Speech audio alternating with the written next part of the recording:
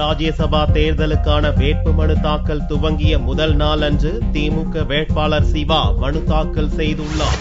தமிழகத்தைச் சேர்ந்த ராஜ்யசபா எம்பிக்களில் திமுகவின் அமீர் அலி ஜின்னா, வசந்தி ஸ்டான்லி, காங்கிரசின் வாசன், ஜெயந்தி நடராஜன், அதிமுகவின் பாலகங்கா, மார்க்சிஸ்ட் கட்சியின் ரங்கராஜன் ஆகியோரின் பதவிக்காலம் ஏப்ரல் 2ஆம் தேதியுடன் நிறைவடைகிறது. புதிய எம்பிக்கள் தேர்தலுக்கான வேட்புமனு செவ்வாயன்று துவங்கியது. முதல் நாளிலேயே திமுக வேட்பாளர் சிவா மனு தாக்கல் செய்தார்.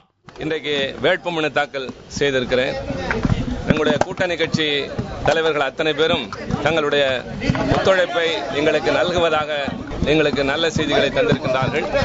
இந்த தேர்தலில் நிச்சயமாக நாங்கள் வெற்றி பெறுவோம். வெற்றி பெறுகின்ற அளவிற்கு எங்களுக்கு ஆதரவு இருக்கிறது. முதல் நாளில் சுயேட்சை வேட்பாளர் பத்மராஜன், ராமச்சந்திரன் ஆகியோரும் மனு தாக்கல் செய்தனர். 21ஆம் தேதியான செவ்வாயன்று துவங்கி 26ஆம் தேதி ஞாயிறு தவிர 28ஆம் தேதி வரை வேட்புமனு தாக்கல் செய்யலாம். 29ஆம் தேதி வேட்புமனுக்கள் பரிசீலனை செய்யப்படுகின்றன.